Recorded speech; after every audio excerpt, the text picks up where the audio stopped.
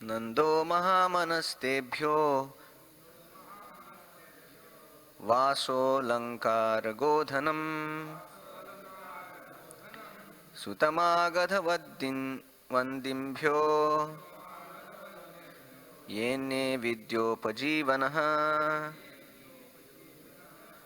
तैस्तैकामैरदीनात्मा यथोचितमपूजयत् विष्णोराराधनार्थाय स्वपुत्रस्योदयाय च नंदो महामनस्तेभ्यो वासोऽलङ्कारगोधनम् सूतमागधवद्भ्यो येन्ने विद्योपजीवनः तैस्तैकामैरदीनात्मा यथोचितमपूजयत् विष्णोराराधनार्थाय स्वपुत्रस्योदयाय च नंदो महामनस्तेभ्यो वासोऽलङ्कारगोधनम् सूतमागधवद्भ्यो येन्ने विद्योपजीवनः तैस्तैः कामैरदीनात्मा यथोचितमपूजयत् विष्णोराराधनार्थाय स्वपुत्रस्योदयाय च। शब्दशार्थ। नंदः महाराज नंद, महामनाः जो ग्वालों में सर्वाधिक न्यायशील तथा माननीय पुरुष थे, तेभ्यः ग्वालों को, वासः वस्त्र, अलंकारः गहने, गोधनम तथा गायें, सूतमागधवन्दिभ्यः सूतों प्राचीन गाथा गाने वालों, मागधों राजवंशों की गाथा गाने वालों तथा वंदीजनों सामान्य स्तुति गायकों को, ये अन्य तथा अन्यों को विद्या उपजीवनः विद्या के बल पर जीविका चलाने वाले, तैः तैः उन कामैः इच्छाओं से, अधीन आत्मा महाराज नंद जो इतने वदान्य थे, यथा उचितम जो उपयुक्त था, अपूजयत उनकी पूजा की अथवा उन्हें तुष्ट किया, विष्णोः आराधन अर्थाय भगवान विष्णु को प्रसन्न करने के उद्देश्य से, स्वपुत्रस्य अपने पुत्र के, उदयाय सर्वतोमुखी प्रगति के लिए, च तथा। शब्दार्थ और तात्पर्य his divine grace A C Bhaktivedanta Swami Srila Prabhupada ji के द्वारा। श्रील प्रभुपाद की।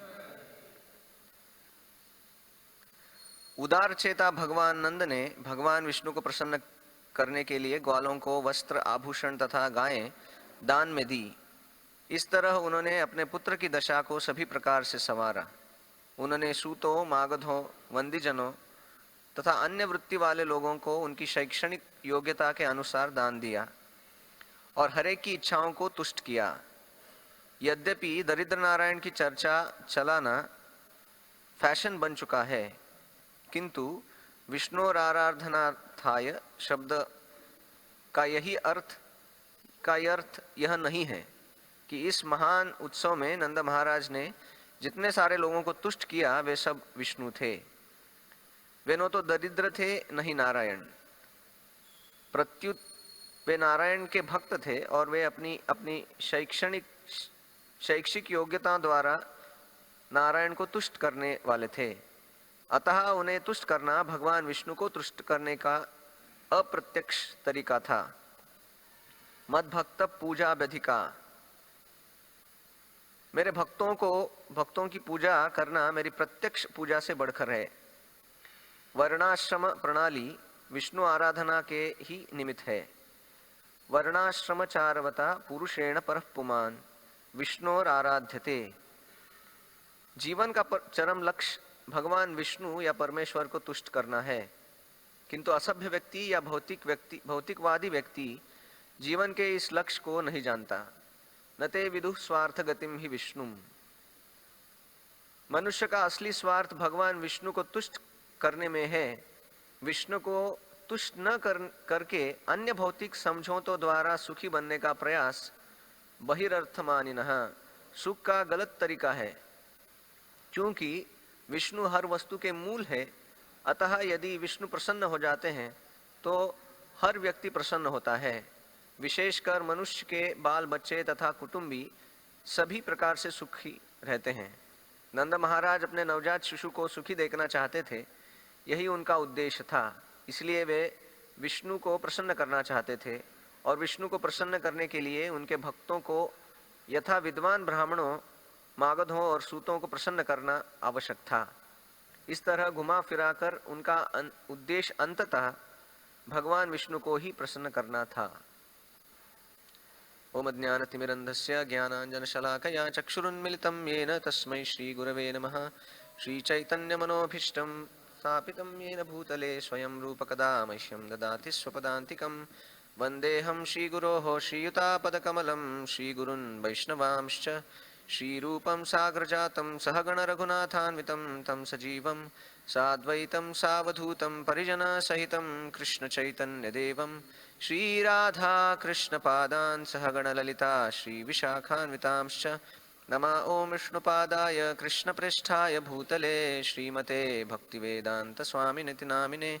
नमस्ते सारस्वते देवे गौरवाणी प्रचारिणे निर्विशेषशून्यवादी पाश्चात्यदेशतारिणे। नमो महावदन्याय कृष्णप्रेमप्रदायते कृष्णाय कृष्णचैतन्य नाम्ने गौरत्विषे नमः। हे कृष्ण करुणा सिंधो दीनबंधो जगत्पते गोपेश गोपिका कांत राधा कांत नमोस्तुते। तप्त कांचन गौरांगी राधे वृंदावनेश्वरी वृषभानुसुते देवी प्रणमामि हरिप्रिये। वाञ्छाकल्पतरुभ्यश्च कृपा सिन्धुभ्य एव च पतितानां पावनेभ्यो वैष्णवेभ्यो नमो नमः। जय श्री कृष्ण चैतन्य प्रभु नित्यानंद श्री अद्वैत गदाधर शिवासादि गौर भक्त वृंद। हरे कृष्णा कृष्णा कृष्णा हरे हरे, हरे राम राम राम हरे हरे।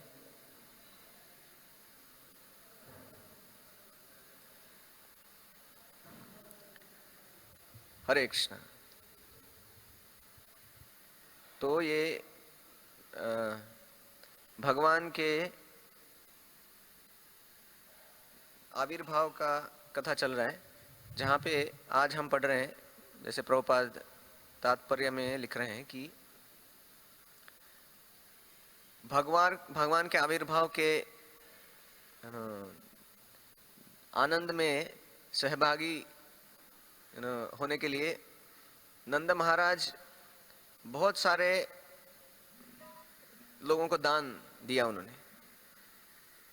तो दान देने का ये जो विधि है, यहाँ पे दान देना तो दान देना जो है, नहीं हरी,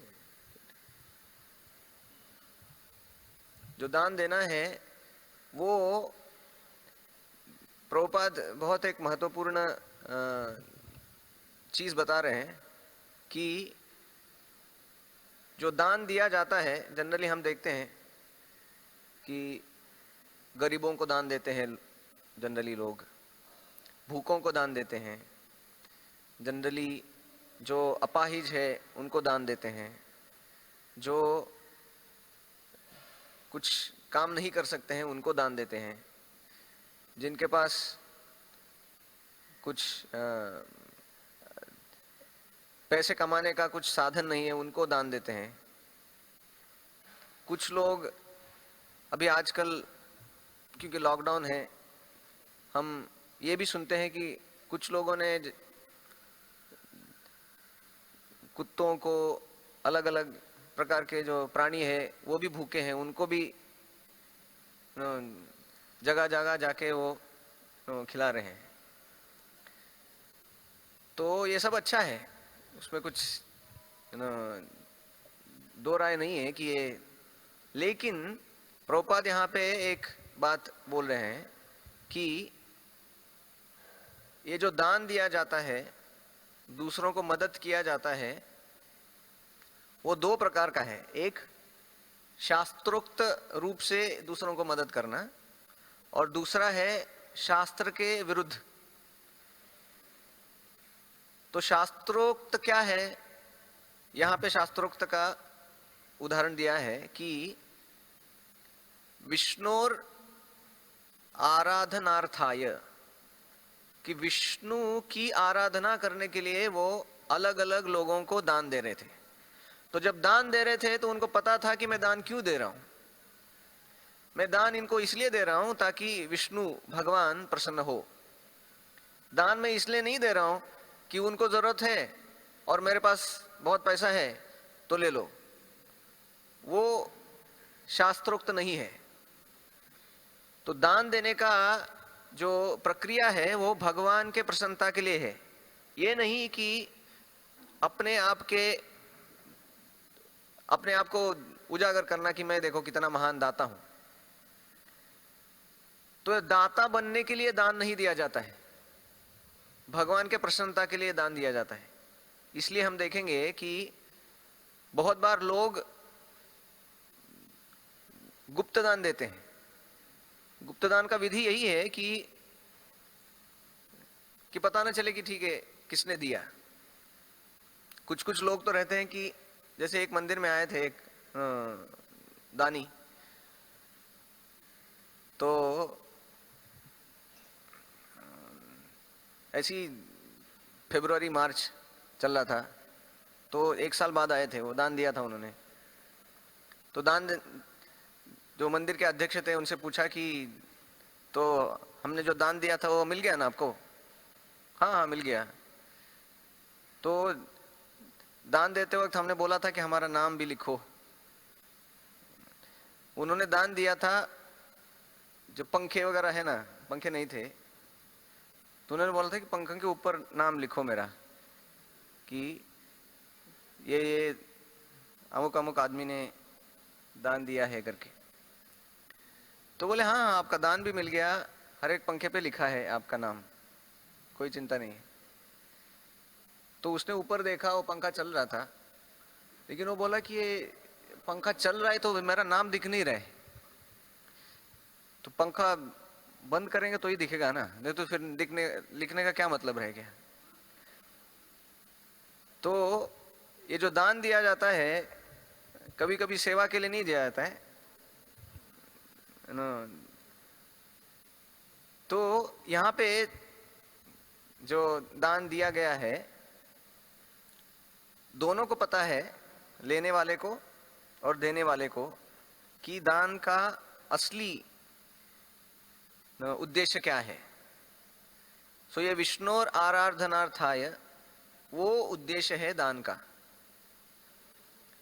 लेकिन अगर ये उद्देश्य छोड़ के अगर सिर्फ वो दान का उद्देश्य, एक तो है अपने आप की बढ़ाई करना,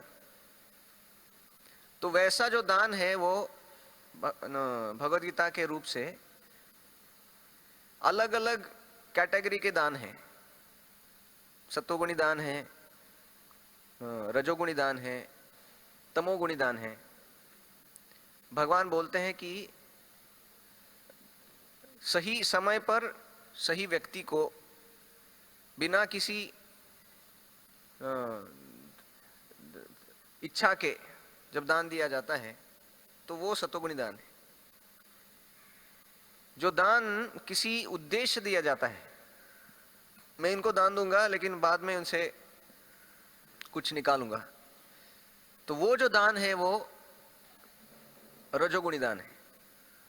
और तमोगुणी दान है जो समय परिस्थिति और जो आदमी है उसको देखे बिना दान दिया जाता है, तो वो तमोगुणी दान है। तो दान कैसे दिया जाता है ये भी सीखना चाहिए। लोगों को लगता है कि दान देना चाहिए, लेकिन वो दान देने के बाद उसका भी आपको रिएक्शन आएगा, वो दान का उपयोग किस लिए हो रहा है। इसलिए सबसे बेस्ट दान वही है जो एक शुद्ध भक्त को दिया जाता है, क्योंकि वो पूरा का पूरा जो दान है वो भगवान की सेवा में लगेगा। क्योंकि जैसे हम कभी कभी ट्रेन में भी सफ़र करते हैं, जाते हैं, तो बहुत बार लोग आते हैं दान मांगने के लिए। कुछ कुछ बार तो वो 1 रुपये नहीं लेते हैं, अभी बोलते हैं 1 रुपये चलता नहीं है, 10 रुपये दे दो। और कई बार जब हम भक्त उनको कुछ खाने के लिए देते हैं, केला देते हैं, तो कुछ ऐसा, तो वो लेते नहीं है। उनको लगता है कि मेरा अपमान कर रहे हैं ये लोग खाना देके। बोलते 10 रुपये देना है तो दो, नहीं तो मत दो। तो उसका मतलब यही है कि जो पर्पस है दान का, उनका पर्पस है कि हम देंगे उनको और वो कुछ सिगारेट लेंगे उससे या मद्यपान करेंगे। तो वो जो दान है उस टाइप का, वो तमोगुण में आता है। तो क्या फिर भक्तों को दान नहीं करना चाहिए? ऐसे करना चाहिए। तो वहां पे ऐसा दान करना चाहिए जो वो उसका गलत इस्तेमाल न कर सके। हम उनको प्रसाद दे सकते हैं, प्रसाद खा ही सकते हैं, उसका गलत इस्तेमाल नहीं कर सकते हो। तो ये जो दान है वो उसका असली उद्देश्य भूल जाने पर वो दान का वैल्यू कम हो जाता है। तो वो एक है कि अपने को सिर्फ दिखाने के लिए वो दान देते हैं। दूसरा है, यहाँ पे प्रभुपाद बता रहे हैं कि दरिद्र नारायण की बात ला रहे हैं। बहुत बार प्रभुपाद का ये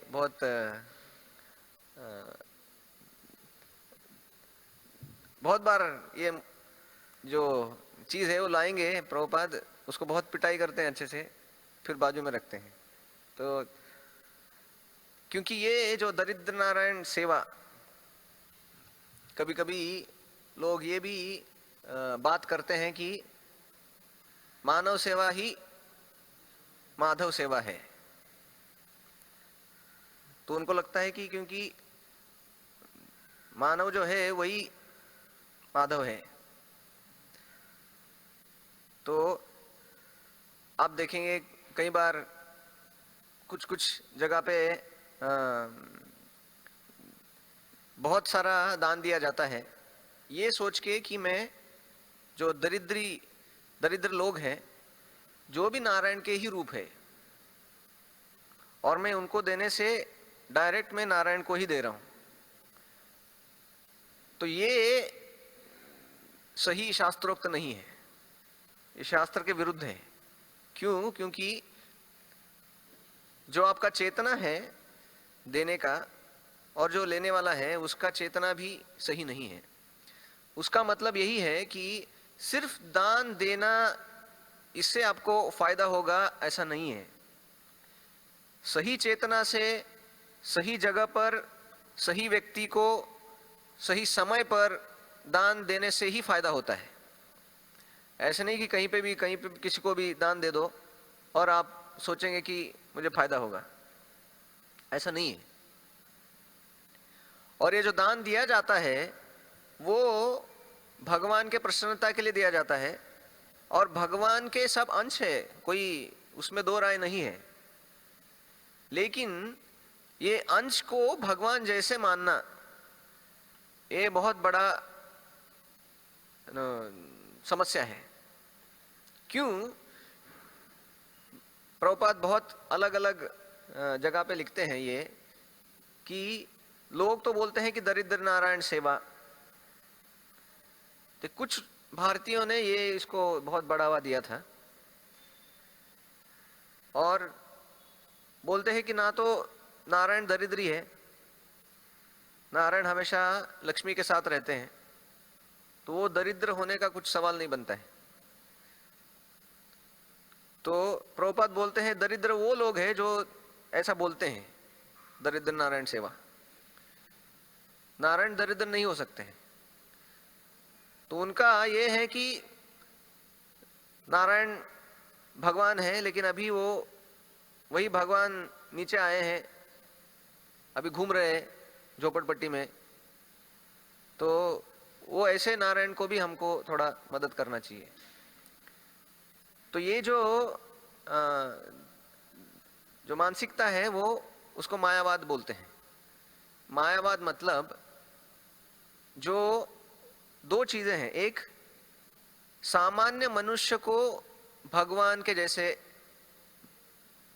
ग्रहण करना, और दूसरा है भगवान को सामान्य मनुष्य के जैसे मानना।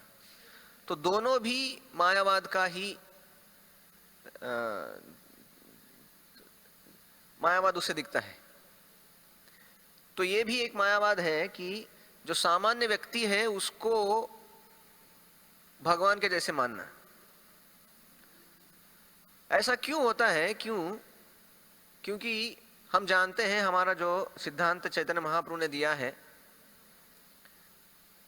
कौन सा? अचिंत्य भेद अभेद। अचिंत्य मतलब इनकंसीवेबल, समझना मुश्किल है। भेद अभेद मतलब भगवान में और हम में भेद भी है और अभेद, फर्क भी है। भेद किसमें है? जो जैसे गुणात्मक दृष्टि से हम में साम्य है, उनके गुण और हमारे गुण साम्य है, लेकिन जो क्वांटिटी है, क्योंकि हम अणु है और भगवान विभु है, महान है वो, तो ये जो फर्क है वो भी एक साथ दोनों है, फर्क भी है और दोनों साम्य भी है। तो कुछ लोग ये साम्य के ऊपर ज्यादा फोकस करते हैं और फिर ये ऐसे परिस्थिति आता है कि लोग बोलते हैं कि देखो भगवान भी सच्चिदानंद है, हम भी सच्चिदानंद है, और वो भी शाश्वत है, हम भी शाश्वत है, वो भी व्यक्ति है, हम भी व्यक्ति है, तो हम ही भगवान है।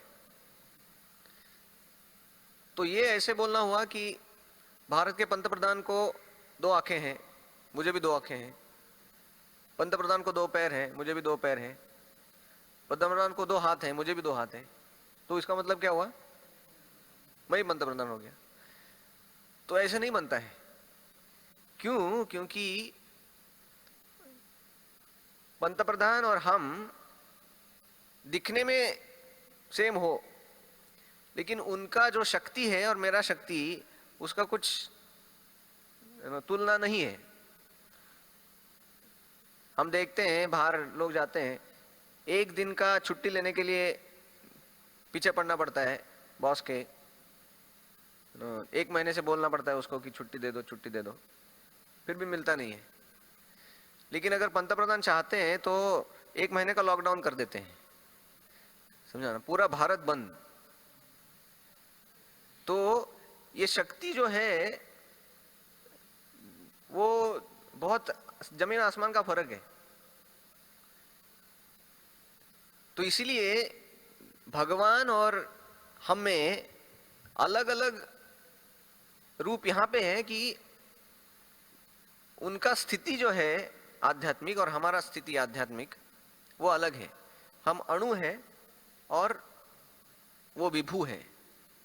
और ऐसा कभी नहीं हो सकता कि हम अणु भगवान बने आगे जाके।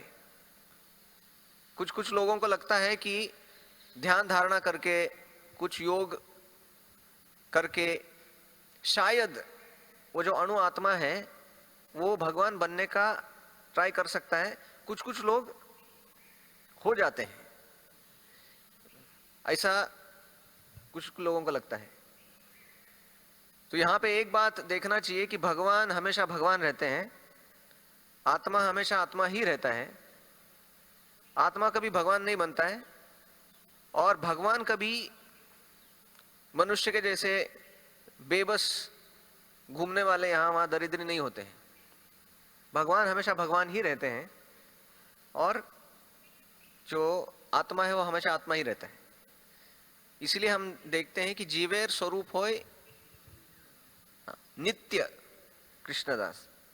वो नित्य का मतलब ये नहीं कि सिर्फ यहाँ पे पृथ्वी के ऊपर हम दास है भगवान के, और वैकुंठ में जाएंगे, गोलोक में जाएंगे तो हम भगवान हो सकते हैं। नहीं, नित्य मतलब यहाँ पे भी और ऊपर भी। नित्य मतलब पहले भी हम दास थे, अभी भी दास हैं, आगे भी दास ही रहेंगे, तो उसका मतलब है नित्य। तो ये एक चीज है कि भगवान को समझना कि हम भी भगवान बन सकते हैं आगे जाके, वो एक मायावाद है। जो मनुष्य है उसको सोचना कि ये भगवान के ही रूप है, वो गलत है। कभी कभी हम अपना जो संस्कार है अपने जीवन में, या जो हमारा संस्कृति है, उसमें हम देखते हैं कुछ कुछ चीजें ऐसा, जैसे कुछ लोग बोलते हैं कि मातृदेवो भव पितृदेवो भव, कुछ बोलते हैं अतिथि देवो भव, है ना, कि भगवान यही भगवान है, अतिथि है वही अभी भगवान ही आए हैं हमारे। तो उसका मतलब ये नहीं कि वो विष्णु है। जब हम बोलते हैं कि मातृदेवो भव पितृदेवो भव, उसका ये मतलब नहीं है कि माता पिता का फोटो आप ऑल्टर में रखो शंख चक्र गदा पद्म देके, उसका मीनिंग वो नहीं है। इसलिए यहाँ पे प्रभुपाद वो क्लियर कर रहे हैं कि ये जो अलग अलग व्यक्तियां हैं जिनका हम सम्मान करते हैं, भगवान के प्रतिनिधि के रूप में उनका सम्मान करते हैं। उस हिसाब से वो हम उनको, जो भगवान के प्रतिनिधि हैं, उनका सम्मान वैसे ही करते हैं,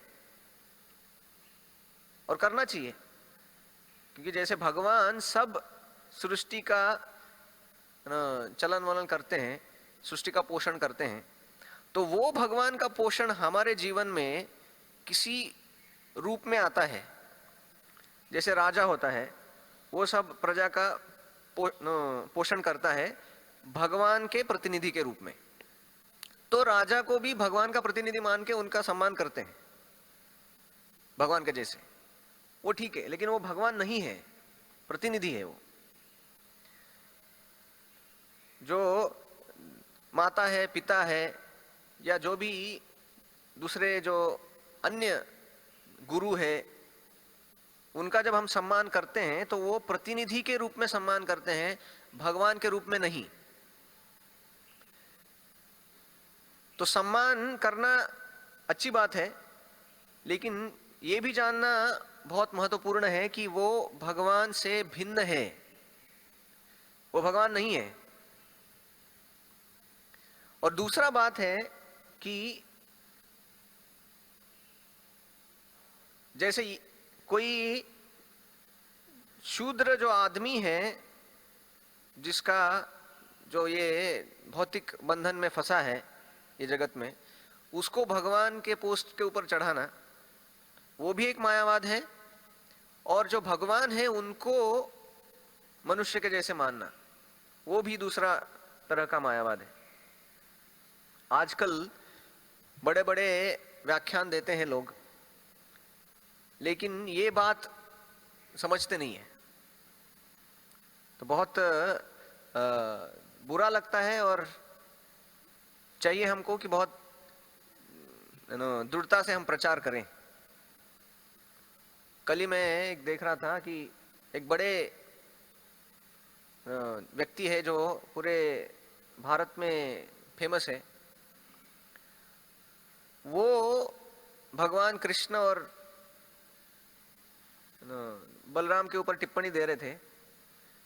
बोल रहे थे देखो कैसे हैं ये, अपना घर नहीं सुधार पाए और बड़ा बड़ा बात करते हैं, धर्म संस्थापनार्थाय वगैरह।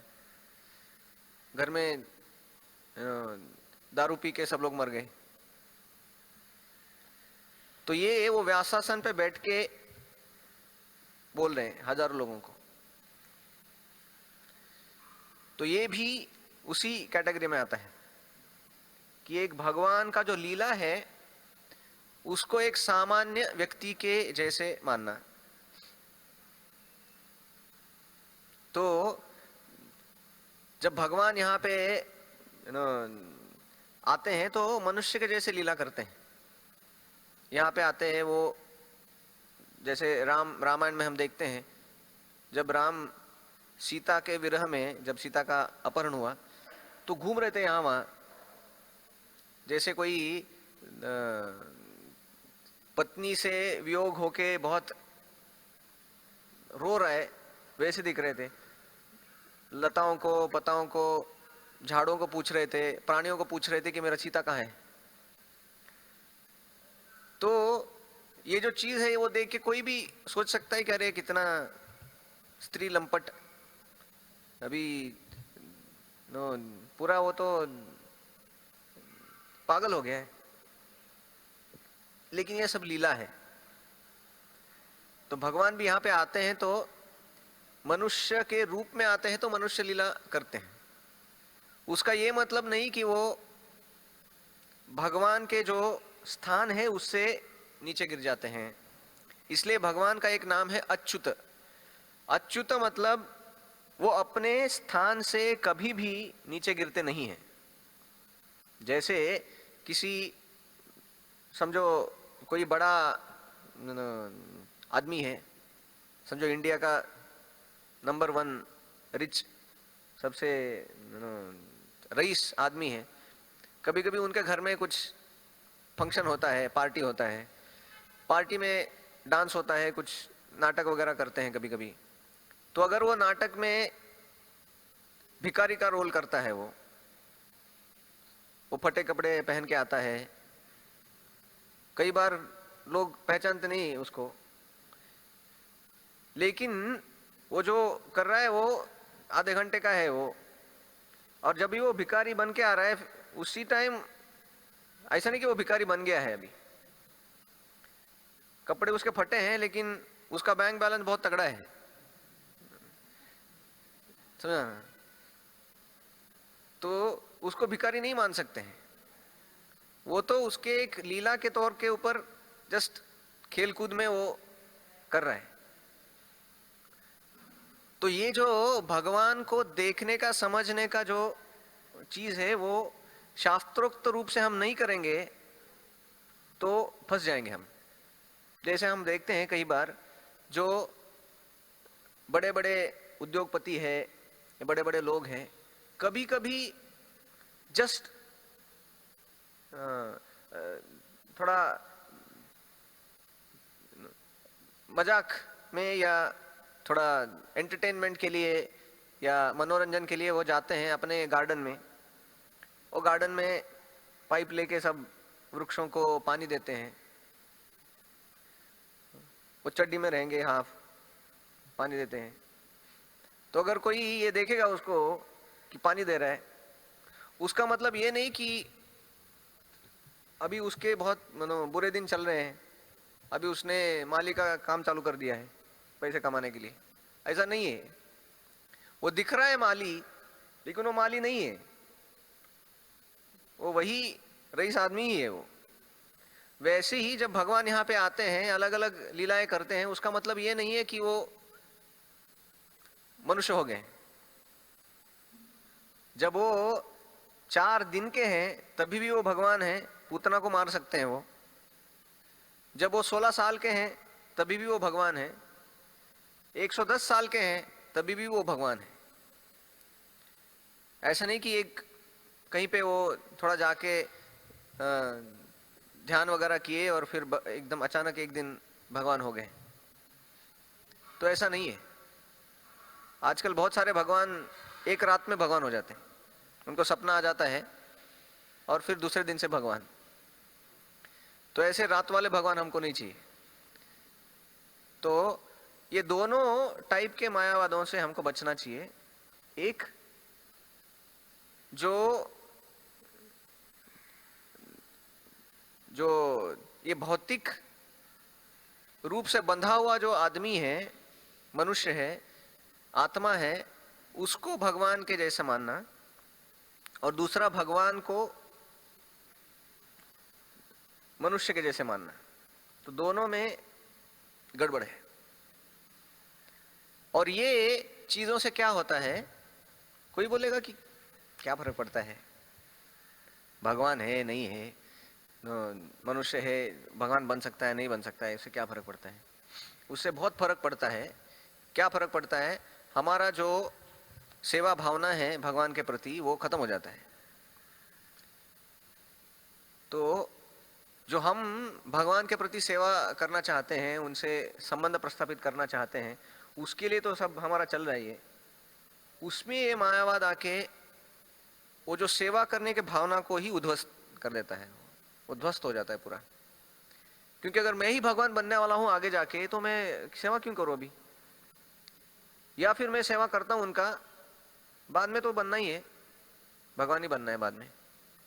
तो जो सेवा का भाव है वो सेवा भाव नहीं है, वो ऊपर का पोजीशन चाहिए, उसके लिए थोड़ा मक्खन लगाना है। वो जैसे बाहर के दुनिया में भी उनको थोड़ा आगे वाला पोस्ट चाहिए तो मक्खन लगाते हैं। तो हम जो भक्ति कर रहे हैं वो मक्खन लगाने का काम नहीं है, ताकि आगे जाके हमको भी भगवान के जैसा हम बनेंगे तो अच्छा है।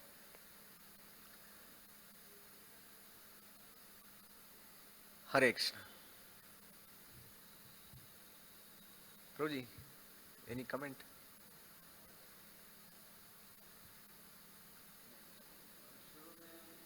भगवान ऐसा लिखे, भगवान थे तात्पर्य में, थोड़ा समझाइए ना।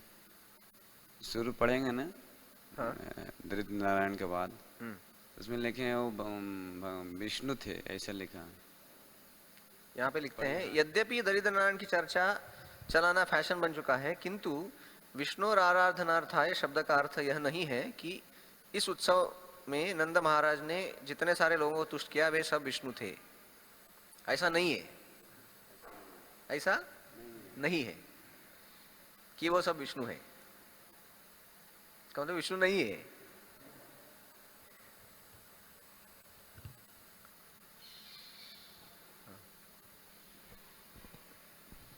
हरे कृष्ण प्रभु जी, और दान देते समय टाइम जो फैक्टर है क्या रोल निभाता है? स्थान या व्यक्ति, समझ गया, टाइम फैक्टर समझ नहीं पाया। सेवा तो लोग ज्यादा अच्छे से बता सकते हैं हमको, वो दे दो उनको। जो दान देते समय टाइम फैक्टर क्या रोल निभाता है? गिविंग दान,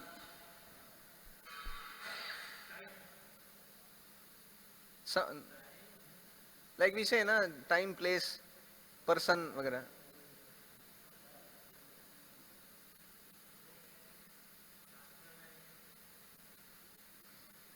में वैसे ही लिखा गया है कब देना है। अभी ग्रहण का टाइम में देना दान बहुत प्रमुख होता है, श्राद्ध में दान देना, कोई भी फंक्शन में वैष्णव ब्राह्मण को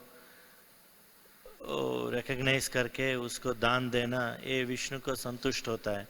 वो परपोर्ट में वही लिखा है। वो जो भी नंद महाराज ने दान दिया उसका बुद्धि के अनुसार, उन लोगों के अर्हता के अनुसार नंद महाराज ने दान दिया, मगर इनडायरेक्टली एक्चुअली वो विष्णु को संतुष्ट के लिए दिया गया, क्योंकि विष्णु चाहता है कि वैष्णव ब्राह्मण को आप रिकग्नाइज करो। वैष्णव लोग बहुत प्रमुख है और मेरा प्रिय है, तो जब वैष्णव को आप कुछ देते हैं वो कृष्ण को भी संतुष्ट होता है। इसलिए वो लिखा है उसमें परपोर्ट में भी, वो एक्चुअली वो राउंड अबाउट ये विष्णु को ही संतुष्ट दिया गया था दान में। सो दान का अलग अलग प्रकार है, वो भगवद गीता में भी लिखा है, दान in the mode of goodness, सात्विक दान, राजसिक, तामसिक।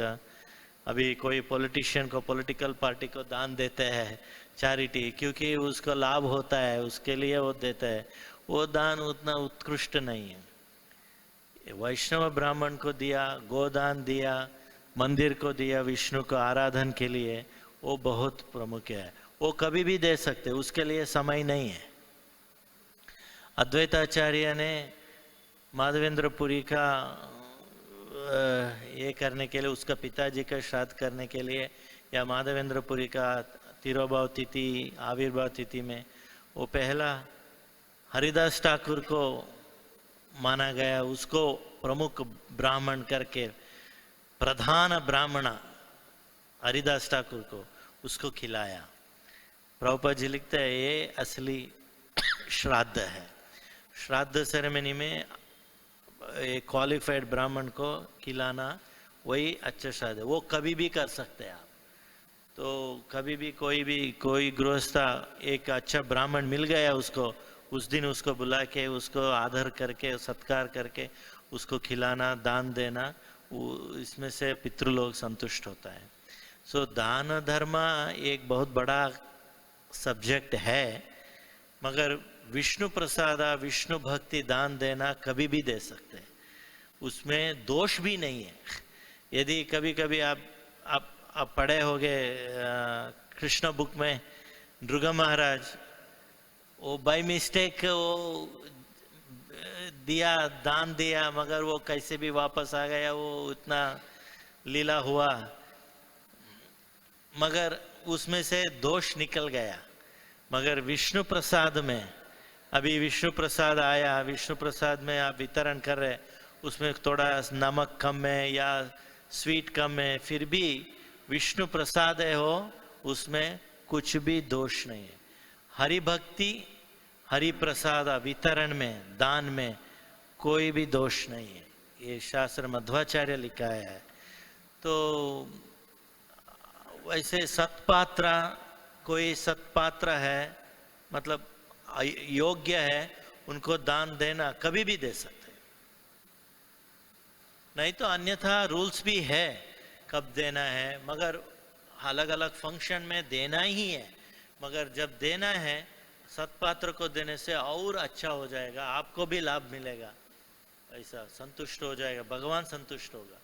नहीं तो वैसे ही दिया गया, नाम का वास्ते दान दिया, मगर कितना आपको लाभ होगा आपका, वो बहुत मुश्किल है बोलना। हरे कृष्ण। Thank you.